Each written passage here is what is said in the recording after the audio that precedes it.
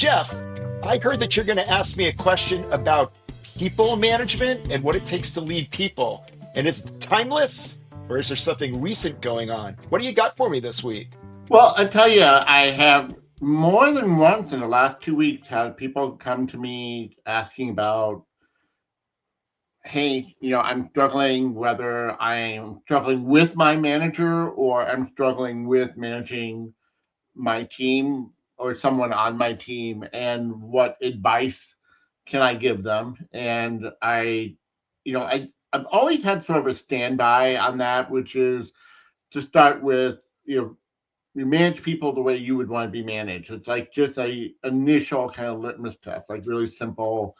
If you want people to be open and honest and direct with you, then that's how you should be managing other people.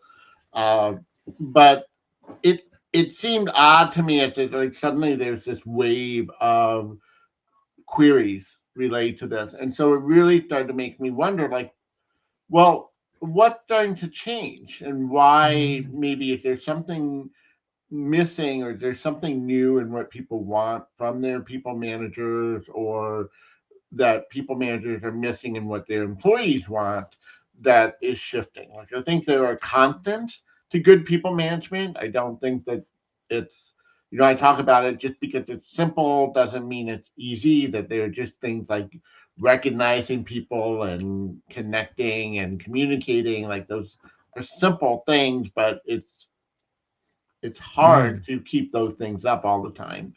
But now I'm trying to wonder, like, what may be changing in the world, and how we manage people. Maybe there's things that we should be, they're new, that we should be mindful of, or as people leaders, like what's different than it was 5 years ago or 3 years ago. I was going to go like 50 years ago. So let me interrupt you for a second. So maybe we could start with what's the timeless, piece of advice. Now, maybe I'm broadening this a little bit too much, so I'll go quick. I'm reminded of a couple of, early on basic, how to lead theories, right? The Ohio State studies, where, it's about a combination of uh, focusing on the task and the work and what needs to get done, and yet there's also this people aspect and sort of building the relationship with them and developing the team. I've also been reminded recently, and you're going to really laugh at this, of Frederick Fiedler. And as you recall, it was a contingency theory of leadership. In essence, and I'll explain the theory and I'll explain why it came back into my memory. The concept was in certain situations, you want to sort of focus on the work and maybe be a little bit more challenging and less people oriented, like a taskmaster, if I take it to an extreme. But in other situations, you wanted to sort of, kind of ease off of the task and really focus on building back the people aspect. And my memory is that in difficult times or in very favorable times, it was about the task. That's my memory. Whereas stuff in the middle, it was about building the relationship. So if things are going great, let's do it. Let's tackle this thing. If things are complete chaotic scene and disastrous, here's what we're going to do, right? And you're about focusing on the task. In the middle, it's about the people. There was the recent study that talked about the ability to know when to do what, when to focus on people versus when to focus on the task, was sort of a major takeaway from some recent article about personality and what contributes to performance success. So let me just put a pin in that. I think of those things as being the basics about what a leader should be doing. But to your point, does that still apply or does it apply differently given certain circumstances now? And maybe you had other basics, so I don't want to stop that basic conversation prematurely. No, I mean, I think that those, I mean, I tend to think a little broader in the basics, but it still comes down to things like that. Like, to me, the basics are like the day-to-day experiences that we provide. And suddenly my dog is suddenly very interested in this conversation, so she must be like, how are you managing me? Good, do good dog management. But so it is sort of like the and by the way, with Fiedler, like the least preferred coworker, is that the right? That's I the was gonna, guy. Yeah. I was gonna say, are you gonna make explain that for us all, because that was such a simple concept. But anyway, People know who my least preferred coworker is on this show, Jeff. Don't worry about it. but but the thing is, like, how we communicate, how we connect, how we recognize, how we reward. It's like those are all like the basic, you know, how we provide role clarity. Like those are all things that are there, and they fall into those two buckets that you talked about. Which could also be the Michigan study, by the way. Like it doesn't have to be from Ohio. So depending on which team you want to support. But The Ohio State University Leadership the Studies. the Ohio State. So but I do agree, and I do think that you're hitting something back to Fiedler, because I always kind of felt like I love contingency theory. I also think it's very, he's been on my mind recently because I was thinking about a three-dimensional interaction for the chart I drew last week, and I was like, oh, I could do a Rubik cube, like his contingency theory cube. So, um, Whoa. yeah, so that's all interrelated. But I think though it could be, it's like, so where are we right now? We're in this really kind of odd, challenging time, and but I think it's maybe it's a little weirder right now because we're in this time of really high uncertainty. So, what's the contingency here? Is it's not necessarily difficult, like a recession. Like we're not in dire economic situation. Yeah. Certainly, hopefully, not yet, and not at all. But we're in a really uncertain time, right? And there's a lot of ambiguity, and there's a lot of uncertainty that people are feeling in the macro element of the world. Um, so are they looking for more reassurance within their work, right? It's like, Hmm. do I have job security? Do I have job clarity? Do I have a future here? What is the future?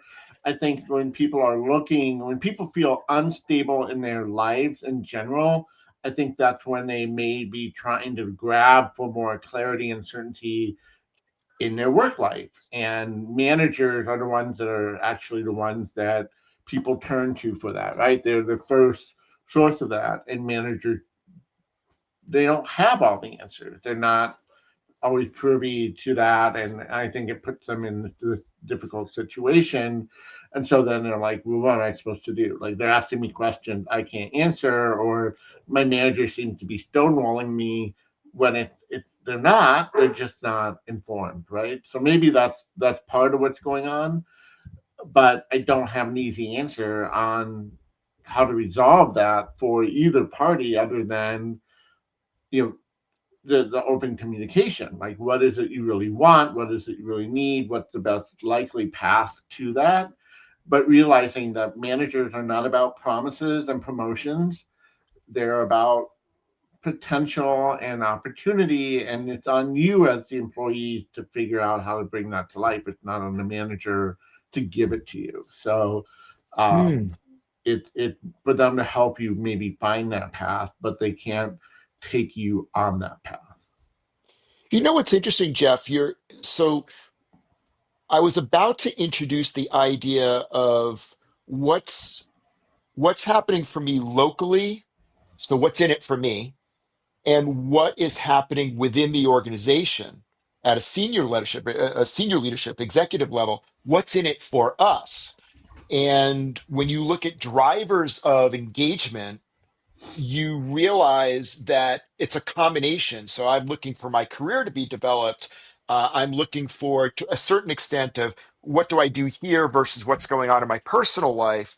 But mostly it's about, I want our team to be great. Do we have good leadership? Do we have a shared purpose? Do we react well to change? Are we proactive and keeping up with change? And are people really valued here? Is the culture one that supports people? Okay. But what's interesting to me is it's something that you just said. There's this relationship for me and then us, and that kind of mimics, I think, what the aspect of my boss and what can my boss do, and then what does the CEO and the C-suite do. It's almost like two completely different worlds right now.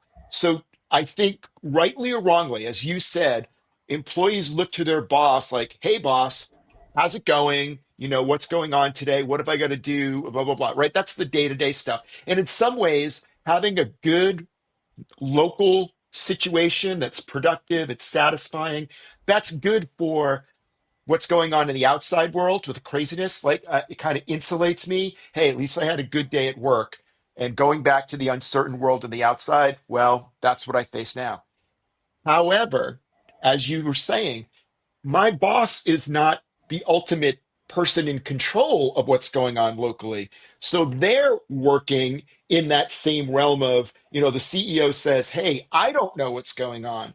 Therefore, we're not going to be hiring or not hiring as many people. Our budget is going to stay, flat until the next quarter when we see what's going on with the economy, tariffs and global supply chain and all the other stuff that's going on. So it's almost like I feel like we're in a very complicated catch 22. Like systemically, as you were saying, it's crazy out there. I want something consistent. I want something that feels good. And my boss says, yeah, I'd like that too. I'm stuck in the middle. And the CEO is like, "What am I supposed to do?" There's a lot of craziness going on. Maybe AI is the answer, or maybe this other thing is the answer. And here we are, all of us, as you came back, coming back to your point, we're just going, "What the heck's going on?" Everything is changing, everything is uncertain, and now we're stuck. Yeah, and stuck is I mean, we talked about the predictions a couple of weeks ago, but that stuck is another big problem, right? Because if people are feeling stuck, also in the sense that they can't move, they can't, like, oh, like I am stuck here, like I can't get a job somewhere else. I'm not going to be able, like it. That's going to create all other kinds of friction as well, and probably expecting more of their manager, more of their organization, or or starting to demand more because listen, if I can't leave here to get what I need, so now I'm going to ask for more of it here. That's And right. organizations are like, I don't have to give more. I'm giving less because I have less to give, or I feel uncertain, so I'm pulling back, right? So it's this, to your point, like this weird catch 22 vicious circle that's kind of going on, and the as always, I think that it's managers who get caught in the middle of all this, and we don't really recognize that enough because they kind of get the bad rep on both sides. From the top down, it's sort of like you're not doing enough, you're not pushing through what we're asking you to push through, and they're not really being trained or developed enough to do that. And then they're Mhm. getting all this pressure on the other side of, help me. Why are you doing something for me? And then at the same time, they're employees themselves. They have their own needs. They have their own frustrations and requirements too that are also, not getting met. So it's they're in a really really tough spot. We saw Yeah. that squeeze get amplified during COVID, and I don't think it's been resolved yet. I don't think it's gotten better for them since.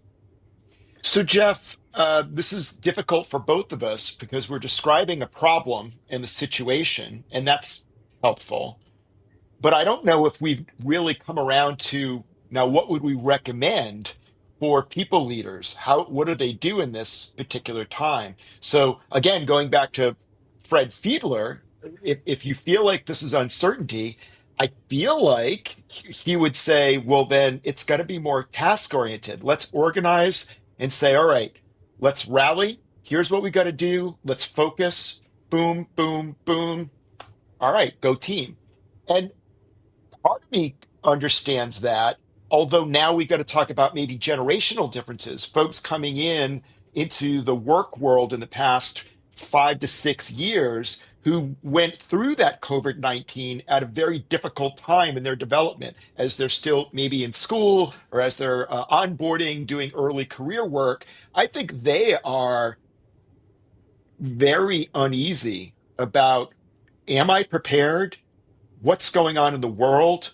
Oh my gosh, can I afford a house and or rent or food? Right, right. So I would think if you went task heavy and ignored the people, that may be difficult for some of those populations. What do you think? If we're going with a Fiedler model, and maybe that's the wrong assumption, what do you think? I do think I always would subscribe to control what you can control, and I think that we're in a world where there's a lot of chaos. That task makes sense. Like, what can we control, and let's do that. I Hmm. think on the other side of that is we learn from COVID-19, and more so since, we do need to be very intentional about the relationship that we have in the workplace, that it's no longer as happenstance. Even if you have a return to office, it is no longer as free flowing as it once was, that people are still coming and going at a different rhythm. um, they're still on Zoom calls most of the time, even if they're in the office. So there's a intentionality that managers need to have in connecting with their people and their teams. So yes, like what the task, what needs to be done, but also checking in, like still having that human component. Like, how are you? What is going on? What we learned during COVID is that care, that importance of checking in. And we need to go back and not let go of that, because that was so powerful. So, task, but with that intentional care, I think is probably the right combination right now.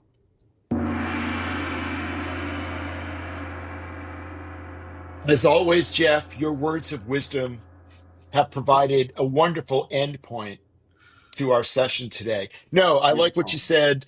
said, and I think we'll probably pick up maybe with our next episode and try to extend this conversation a little further. So I thank you for that.